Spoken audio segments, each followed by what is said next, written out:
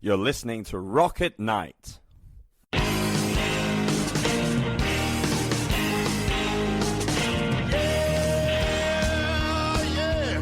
Are you ready?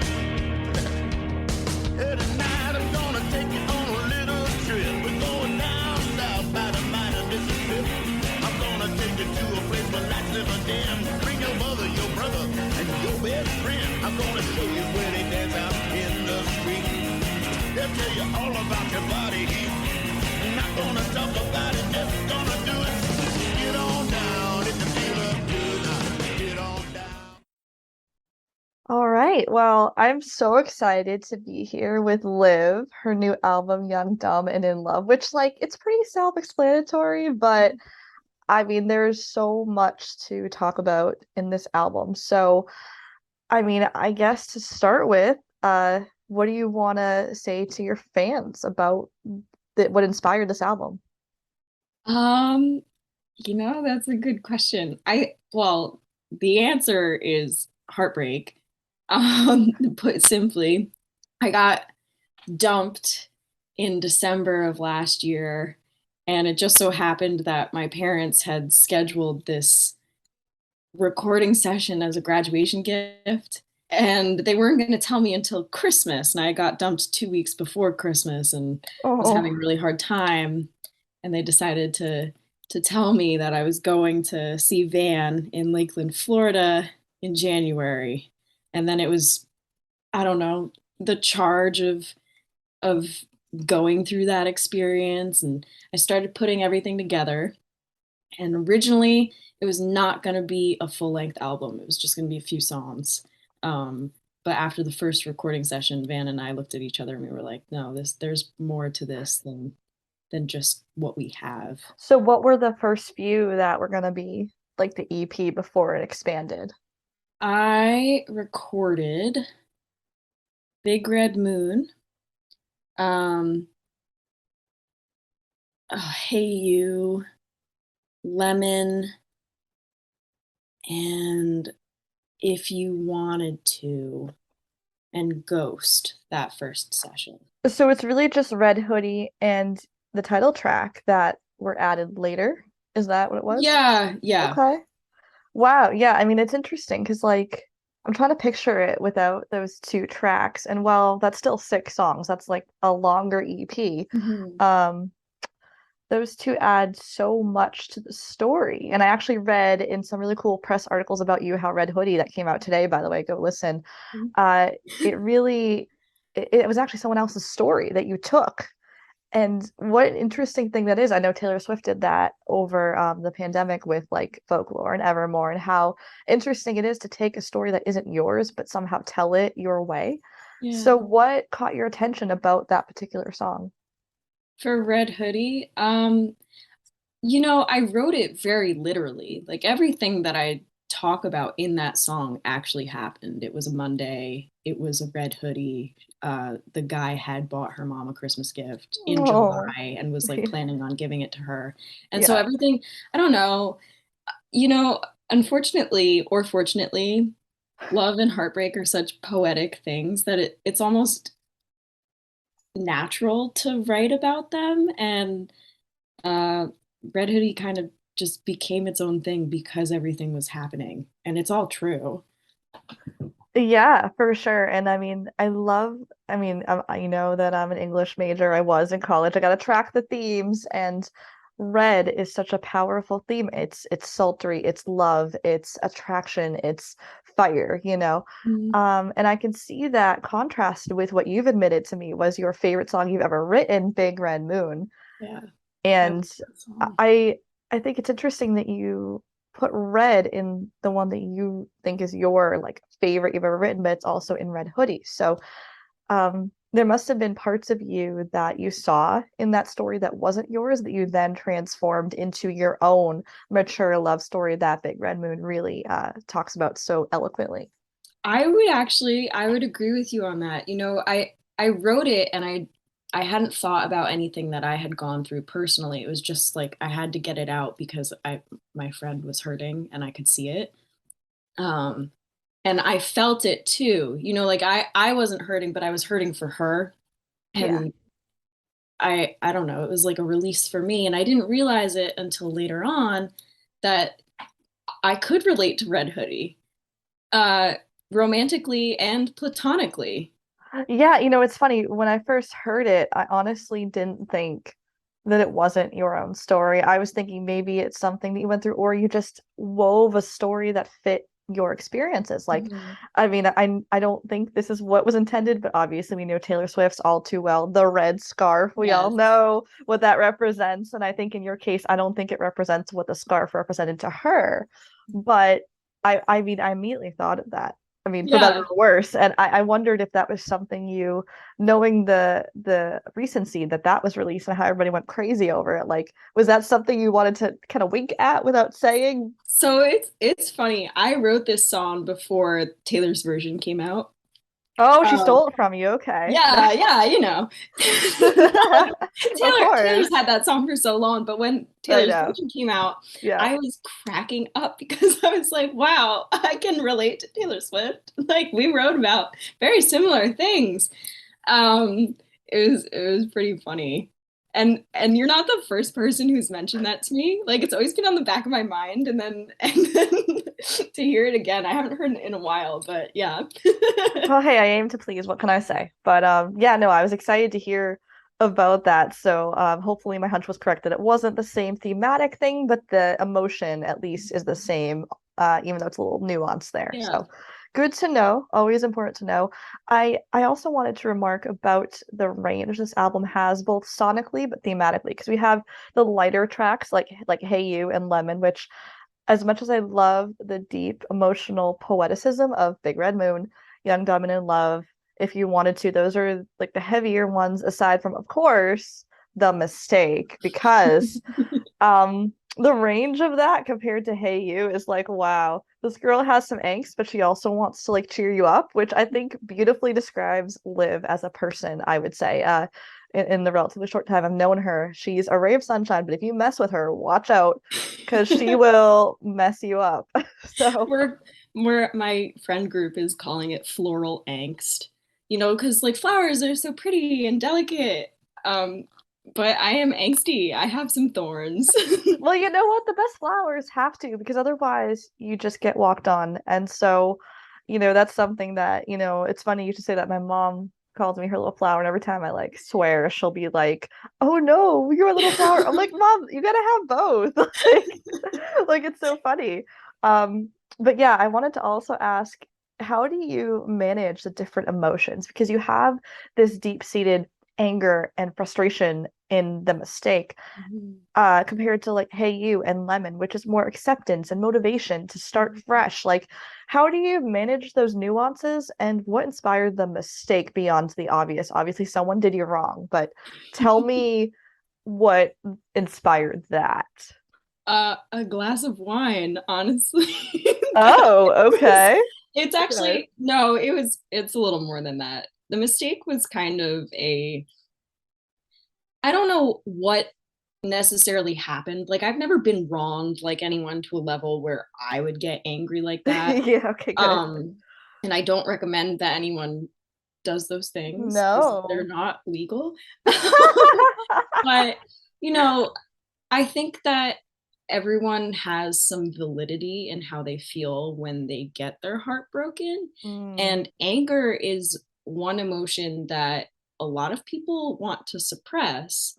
And that's not a bad thing, but it's also not allowing yourself to feel everything that you might need to feel during a really hard time. And so, you know, I wrote the mistake because some guy had said something about like not liking girls with bangs because he thinks it's unattractive. And I was like, that's the stupidest comment I have ever heard anyone say. And it right. bothered me. Yeah. And so, got stuck in, I cut my hair in a way I know you'd hate. Everyone who goes through a breakup that I have ever known has done something to their hair, whether it's changed the Yeah, color, I did. changed the cut, and I was like, this is great. And then it just built off of there. The song was actually a lot longer. lyrically than it was when Van and I recorded it, and we cut it down, thank goodness, because it's a killer song We're now. gonna need a 10-minute version Yeah, later. the Taylor Swift version of The Mistake. Honestly, please, I'm here for it. I will listen and share it. I think it's hilarious, and by saying hilarious, do not get it twisted and think I'm cheapening it. I think it's hilarious because you took this little nugget of angst. You had a glass of wine, you heard somebody say that, you were pissed, and suddenly you became this whole character. Yeah. And that Yeah, is like, yeah, it's I great. have to remind people, I'm like, guys, this is not me, I promise. Like when I was writing it and I finished writing it, I looked at myself in the mirror and I was like, you're angry? Like, what's going on? Are you okay? You just wrote this thing and you're scaring me. And it was just like, it was just the inspiration. I'm not an angry person, and but I understand people who are. Right. And that, so this whole album kind of explores these themes of grief when you go Mm. through heartbreak, because you go through stages. When it happens, you're really sad and you're trying to make sense of why. Mm-hmm. And then time goes along and you get angry because you don't understand why. And then you're a little lonely and you want to spend time with someone, but you're not ready to do that yet. And so there's just like all these different phases that I think everyone goes through after getting their heart broken. Yeah, for sure. And I think it's also important to remember that, which I think you eloquently display so well, is that all relationships and all breakups are not painful in the same way. Mm-hmm. I mean, this is something I've seen in my life and my friends' lives. Like, you know, sometimes you break up and you end up feeling like The Mistake, the Yeah. song. Other times you break up and you feel like, hey, you feel like, what do you say? The leaves change for a season, things, Yeah. doors close for a reason. And oh my goodness, like there's something so powerful about that song. I know that you're like, but it's not Big Red Moon, it's not, the really heavy ones, but I gotta tell you, I think that's my favorite between that and Lemon. I think maybe because where I'm at in life, I needed those Yeah. more casual, bright little shining reminders, but I think it really adds so much because nobody wants an album that's fully rage or fully sunshine. I really think the best albums have to have both because our Yeah. brains simply do not stay in one place very long. So a nice little song snapshot works really well for that kind of process. Hey You is such a special song. It I so it's actually Lemon and Hey You, which are the ones that you like the most. They're related in some sense. I wrote Lemon and it was a really, really, really sad song when I wrote it. Like to the point where I could not get through it without crying. And it Okay. was really, really difficult for me to get to that last verse, get to the second to last verse, and I would constantly put myself through it to see if I could do it, and it took a long time for me to be able to do it. And Hey You was the song I wrote to myself to just say like, hey, it's okay that you're upset right now and you're going to be Oh. okay. And so I haven't told anyone that, but they're connected, and they wouldn't exist without each other, and so they're both very special songs to me. Well, I love hearing that because I felt this kind of pull between those two. Maybe Mhm. they're sonically the brightest on the album, but Young, Dumb, and in Live is also really bright too. So, but I gotta tell you, there's a different quality because Lemon and Hey You have a similar essence, whereas Young, Dumb, and in Love Oh is like a no. lot more, I want to say, kind of like sparkly, I guess. I don't know. Say that again because you cut out for like 2 seconds. Sorry, I was gonna say Lemon and Hey You have a similar essence, but Young, Dumb, and in Love have like the sparkle to it. Yeah. And it's like it doesn't match those two, but it really introduces the album so wonderfully. So I love that song. yeah. Right now the first song and the last song are my favorite. But I go through different stages too. Like there are some days where Ghost is the one that really gets to me, or If You Wanted To is the one that really gets to me. And then Yeah. there are some days when Mistake is where I'm at. And I Yeah, don't and know. then I think everyone You need the variety. You do. And I mean, obviously I'm a musician as well. So like I couldn't help but notice there were like polyrhythms in I think Red Hoodie. Is that what I'm hearing? There was something Mhm. wonky in the rhythm section. I'm like, Yep. what is going on in there? And Yep. I love it because it's a simple idea, not simple like dumb, simple like concrete, Mhm. but there's something rhythmically that shows this internal turmoil, but you feel it because the Yeah. drums are hitting these odd beats and you're like, what is that? So I love that.